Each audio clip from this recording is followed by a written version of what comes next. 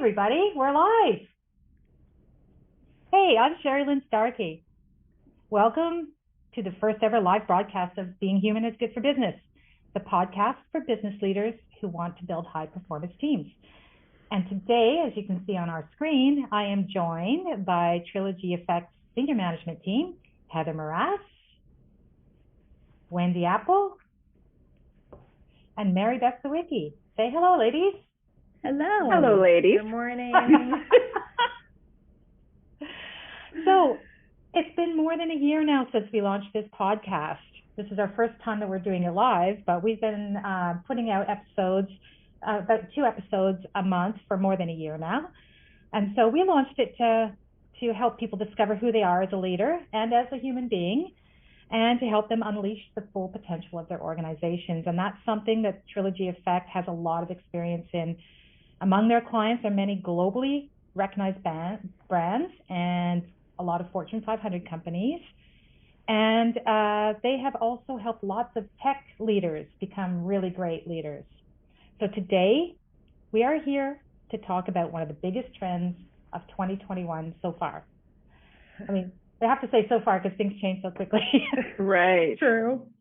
Industry statistics show that 4 million Americans quit their jobs this last July, and a recent survey of Canadian workers found that 42% of employees said that they would quit their jobs if they're not offered to work from home going forward. So what we're here talking about today is the Great Resignation of 2021. So ladies, tell us, why are people leaving the jobs in droves? Wendy? Yeah, I think that COVID, it affected and continues to affect every corner of our lives. And one of the things that, I hear from clients and I feel myself is that COVID gave people a chance to see what was really important to them. When lives are at stake, when their children's lives are at stake, people started reprioritizing. And so while work is really important, people started asking themselves, for instance, should I scale my business? Why should I scale my business? To what end? I've been on a plane constantly for work. And do I want to go back to that life again? Do I want to go back to the life of commuting? It takes huge chunks of my time, takes me away from my family, takes me away from things that are important. And so I think that it has given people pause. Yeah. Would you agree with that, ladies? Yeah, I'm hearing the same thing. And feeling the same thing. I think that it's been a long moment, an extended moment, about 19 months of it, but it's really been a pause and a shift in what work looked like, felt like, seemed like. And I think it's given people a lot of opportunity to reflect on how they want to use their time. And what's important in life. Yeah. How is this playing out? Oh, please go ahead. Well, I just wanted to add one extra point, and that is that, typically when we're in the workplace, our managers, our bosses are overseeing and watching and looking at productivity, productivity equals how much time you're in the office, and so on and so forth. And that has become invisible to people, to managers and bosses, in terms of how much time you're in the office, how much time you're working. And yet work is getting done, and work is getting done well. Mm-hmm. And so on the management side, it's going to cause, if it isn't already causing, people to look at the definition of productivity, and refocusing on quality, quantity, timeliness, as opposed to how much time you're in the office. And this has been a struggle for years and years and years. And now COVID is forcing that shift. And on the employee side, it's giving everybody a taste of freedom and adulthood in a true sense of self-leadership. I don't need to be supervised and watched over in that way. I want support from my managers, right? It's shifting how people are being led and managed, and it's shifting how I'm leading myself and managing myself, and I have more freedom, and I like the flexibility. And frankly, I need the flexibility for my lifestyle, kids, schedules, taking care of elderly parents. The work's getting done, but it's getting done and fitting into my schedule, and I bought back time from not having to do the commute. Yeah. So I just wanted to put that in there as well. Well, it's what you're describing is a total kind of shift of paradigm for the workers, but now companies and leaders and managers need to have a similar kind of shift in paradigm. Would you agree, Heather? Yeah, I think it's happening. You know, often before COVID hit, we would deal with people who were starting to come up against the end of their careers, because we work with a lot of senior people, and it was a moment of reckoning where they started to realize that work was not the superset of their life; it was actually the subset. But when you get so embroiled in your career and you have a lot of accountability and you want to do a good job, you start using the edges of your life for the rest of it. But and so when you hit the point of where you're starting to think about retirement, it's a huge wake-up call. But what's happened with COVID is it's caused that for all of us, no matter what our age is, to spin the reset button of life. My life is a superset. Work is a subset inside of it. Important, but it's not the whole piece. Yeah. I feel like we've all, it doesn't matter what you do for a living or where you are in your life, we've all been asking ourselves tough questions about this over the last 19 months, for sure. Yeah. So how are we seeing it play out in the workplace, Heather?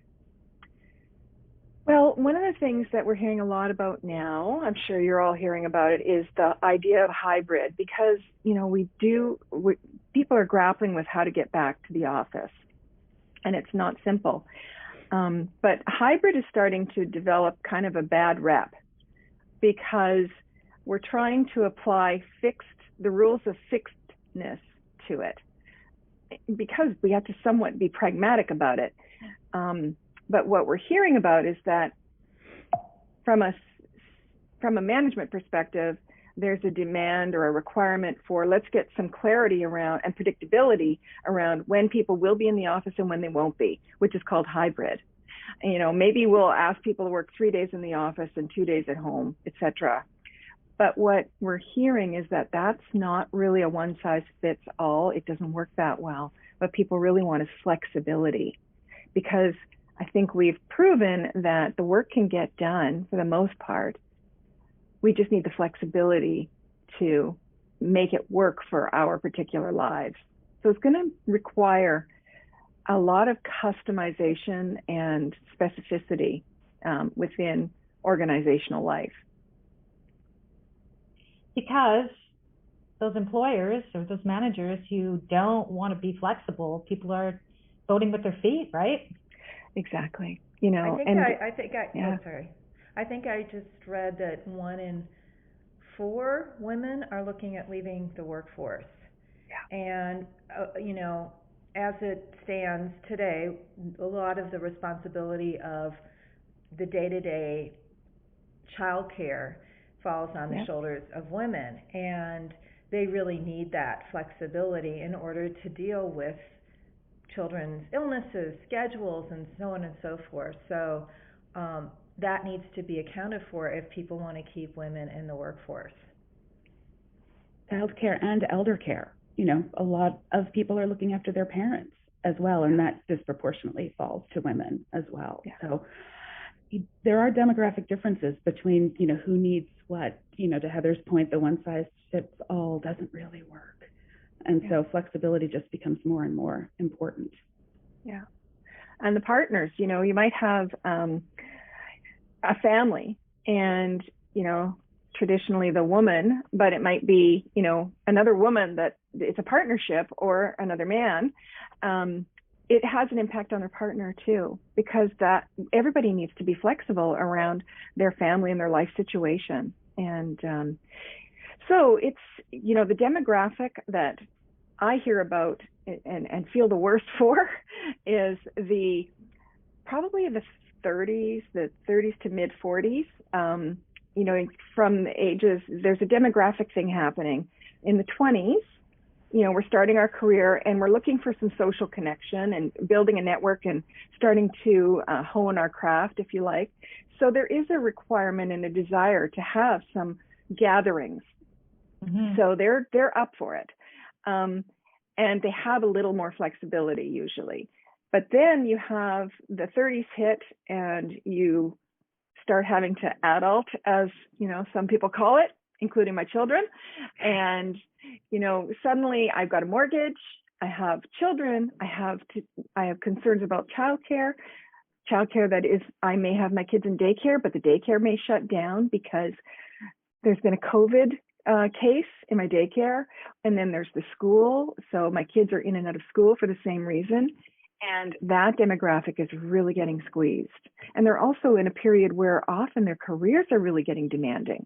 Mm-hmm. So that's been an interesting time for them, to put it mildly, very stressful. And so that when my life is this stressful, I better be working on something that I really like and am appreciated for, or else it's not worth it to me. Mm-hmm. Mm-hmm. Several millennial women of my acquaintance have voted with their feet, have decided to opt out, to make some serious changes in their career over the last several months, just because they're stressed. They're just not coping, right? Mm. Or they're going to go find a place where they feel more appreciated, they have more flexibility, and they're doing work that they love. Yeah, that reminds me about something that Wendy touched upon a second ago about visibility, of work. And women are often the people in the workplace that are doing the invisible work.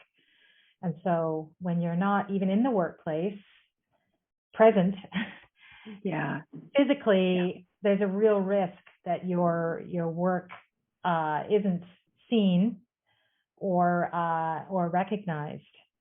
Yeah. I think that's a challenge and an opportunity for leaders, is to figure out how to ensure that visibility is equitable. It is a challenge to make sure people are engaged, are recognized, are appreciated. I was reading something about Google putting in massive screens for the people who are in the office, so that the people who are, kind of connecting virtually show up bigger than like little tiny boxes. It's just one way it's being addressed, but it's important. Yeah.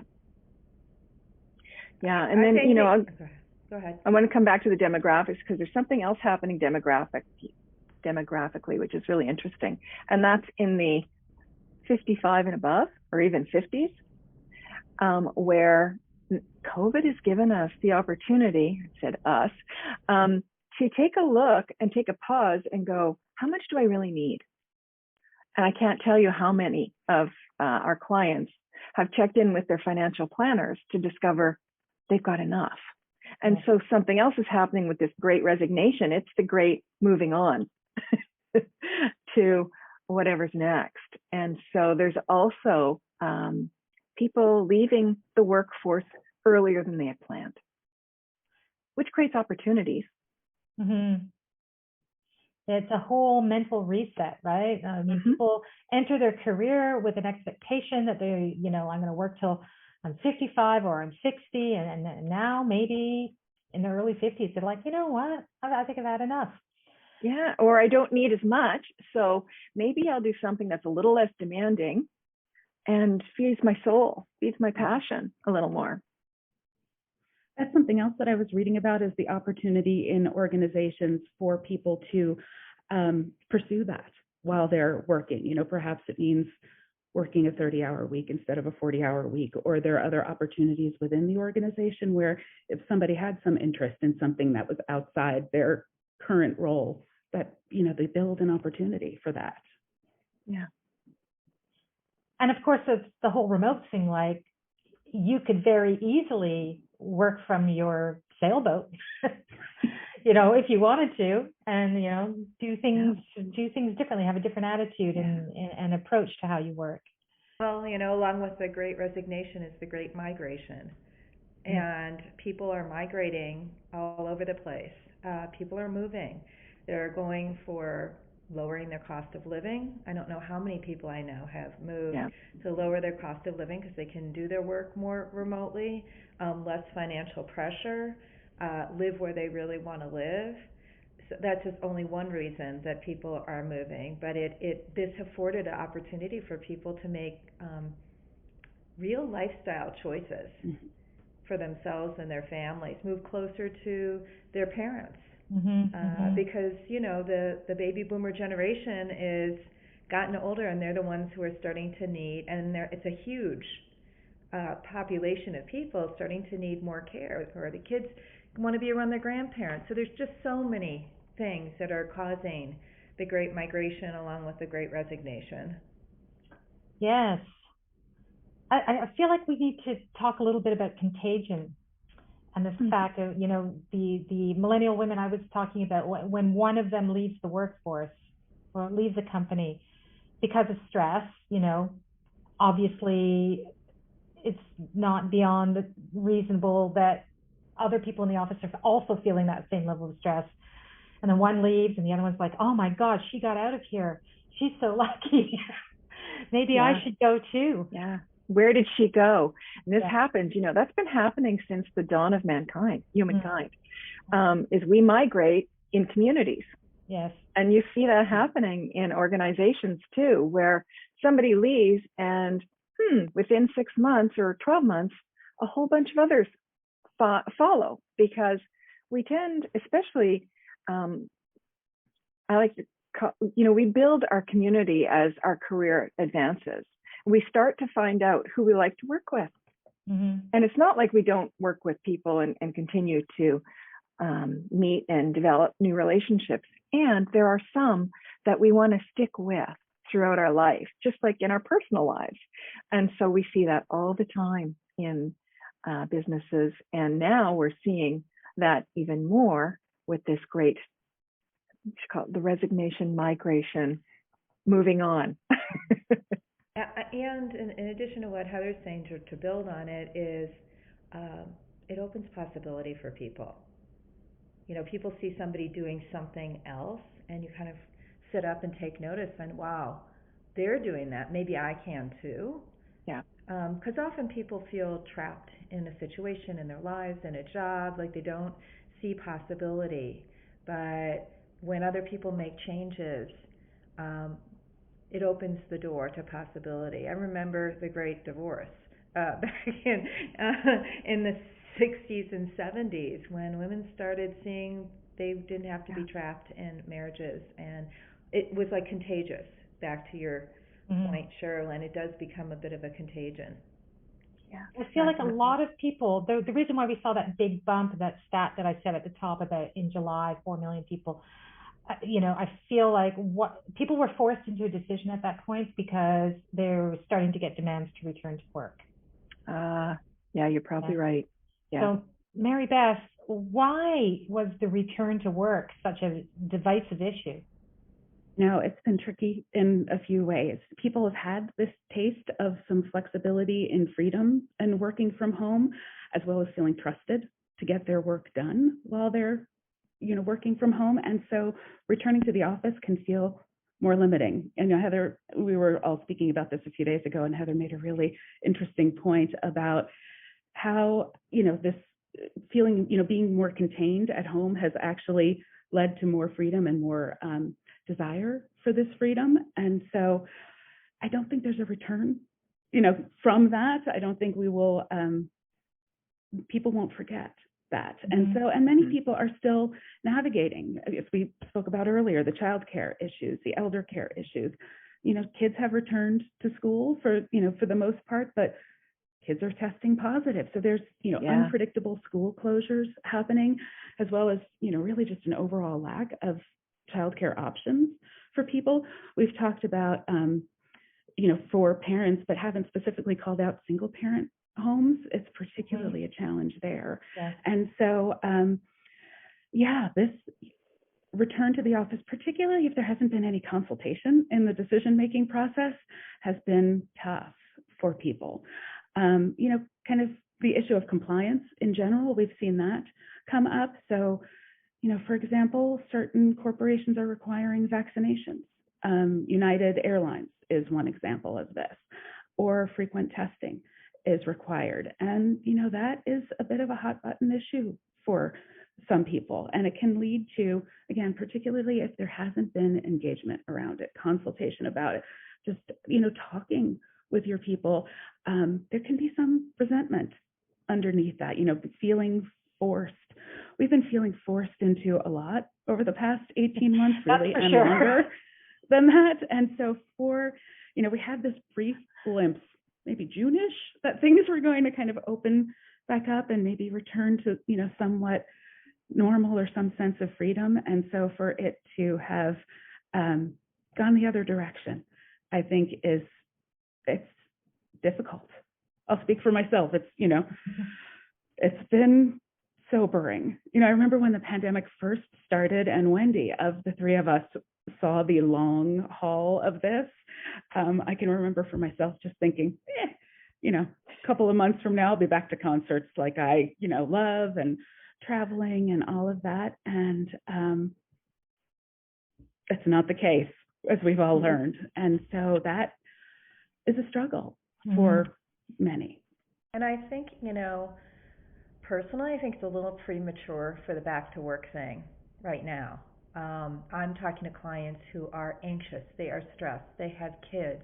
Somebody in their child's classroom just tested positive for COVID. What do? I've got an elderly parent at home. Do I let the kid go to school? Don't I? What if we catch it because there's breakthrough cases? Yeah. And so on and so on and so forth. So this is still very much at play. It's not like COVID is gone. And so people are, we are in the middle of it, particularly if you have young children, and they want their kids in school because the consequences of not being in school are huge. Mm-hmm. And so I really do think it's premature to start pushing people back into a work setting. Given everything I'm hearing, people are anxious, they are stressed, there's so much going on, and to add that on top of it. So what is there for a leader to do? Like, how can a leader manage through this? Heather? Well, I have a lot of heart as well for the challenges of, especially at, the very senior levels. There are some big business decisions to be made. So, decisions about the business models, the real estate. These people have to answer to boards or to the public, to shareholders about the way they're operating. And so there's been kind of a holding pattern, but it can't go on forever, and yet it's not clear what the new pattern should be. So one of the things that I think is important is to remember that nobody's been through this before. So this is not a problem to solve so much as a journey that we're on. And we're going to have to keep making, we're going to have to treat it like we've got trim tabs instead of a solution that we've got to figure out and launch and implement. I don't think there's going to be that. I think it's going to be a series of continual shifts and alterations. Perhaps some new models will emerge, but I wouldn't treat any of them as the end point. Certainly not for the next, I'm going to say 12 to 24 months. It's as unsettling as that sounds. Yes, you're right about it being a journey, and it's a journey without a map, right? Yeah, I mean, Google is not going to direct us on how to get to the end of this journey. Exactly. And the last pandemic was over 100 years ago, and the world has changed. So no, even if I were a survivor of it, I couldn't give much guidance. Wendy, tell us, what is it that people want then? What is going to make them happy at work? Well, I would say if we were looking at sort of one overarching theme, it's meaning and purpose. It is really the nexus of everything, because it's caused people to reevaluate that for their lives. And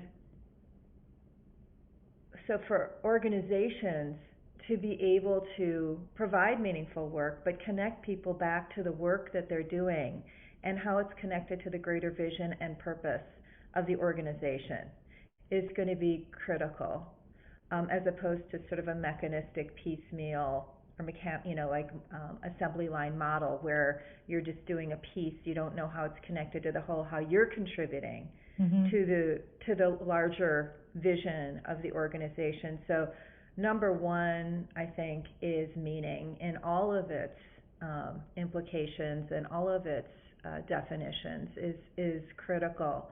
Engagement. I mean, talk to your employees. For instance, maybe you're going to bring people together for critical meetings where people are longing to be together and connecting people with each other. So it's also those meaningful connections and engaging your workforce, your leaders around coming together for just those meaningful connection opportunities where it's going to be really useful to be together, to co-create together, to collaborate together, not sharing information. That can be done emails, newsletters, and so on and so forth. So really look at meaning at the top of the hierarchy and meaningful connection. Our clients long for it. When we create space in our Zoom meetings for people to just meet in pairs and just talk about how they're doing, what's going on, being human together, that is really helpful to people, especially in this time of change and stress and anxiety, to just take a breath and connect human to human. So that's where I would start. I'd end there too. Well, Mary Beth, what do you think about the advice about trust? It's about, well, we talked about it earlier about forcing people to work to come back from home so that you can be there in their environment and supervise them. But I feel like what we're getting to here is that leaders need to learn to trust. Absolutely. I think that, trust that you've hired adults, right? And they can be counted on to do what they're tasked with. People work to make a difference, right? It's not to pass the time. And so trust that is going to happen, whether it's from home, from the office. Engage with your people. We spoke about the flexibility, that being really important. And we've talked about the Great Resignation, the Great Migration, but I think we're also going through the Great Awakening, really about what's truly important, what our priorities are, the importance of connection and meaningful connection with each other. And so, we talk about being human is good for business. So recognizing that. I love the way you put it earlier when we were talking about this, Sherry Lynn, let humanity flourish within your organization, whether it's literally in the office or, working from home. And the importance of just understanding and recognizing your responsibility and supporting your people in their lives as well as their work. So we talk about work-life balance, but I think it's, more work-life integration. If we think that work is separate from life, it's a false belief there. And so to have some appreciation for that. And, when we work with our clients, we talk about listening a lot. We say if there's one tool that we could really teach our clients, it's around listening, and really listen to your people. Take the time for that. It can feel like maybe there isn't time for that, but it will pay dividends, I promise, because people want to be seen, heard, and understood. And so, listen, connect, and take this opportunity for the Great Awakening, I think. And trust that the work is going to happen. Yeah. The work will get done. Yes, the work will get done. And I love what Mary Beth is saying about this is actually an opportunity. It's not a problem. Yeah. Right. It may be a bit of a challenge, but it's more of an opportunity, and it's a time for you to really kind of tap into the power of the humanity in your team. So that's a good reframe. We talk about, our clients constantly have bring us in to help people develop their leadership and self-leadership. Well, here it is. Here's the opportunity. Exactly. You've asked Mother for Nature it. gave it, Right. is handing it to us on a platter. Right. And she's not done. No, that's right. We're on a journey, and it's a process, and it's a wonderful opportunity. Yeah, and to have compassion for how difficult it is to move through this journey collectively and individually without knowing what the end looks like, which is really the story of life. It is. If we were to tell the truth. It is indeed the story of life. And it's clear that from our discussion today, I can see that people may be resigning, but they are not resigned, right? Exactly. In fact, having lived through the worst pandemic in 100 years, they're probably more engaged in work and in life than ever before. And this energy is a good thing. It's not to be afraid of, and it's not to be, what's the word I'm looking for? It's not to endured. Endured, yes, that's perfectly it. And it takes great leadership to be able to tap it and channel it for good. So that is the opportunity for leaders. So thank you, ladies, for joining today on our first ever live show. I had fun doing it. I certainly know that there's a lot of value for our audience. So thank you for doing this. And thank you to everyone who joined us today. So please check out the Being Human is Good for Business podcast. And it starts these three leadership experts. We publish about 2 episodes every single month, and we also have a blog and a newsletter, and each of those are chock full of useful tips and advice, and it's free to subscribe. We've also recently published a leadership guidebook that's downloadable from the website, and that's free. You just need to download it. We hope that you take advantage of all these resources so that you can be your best self as a leader.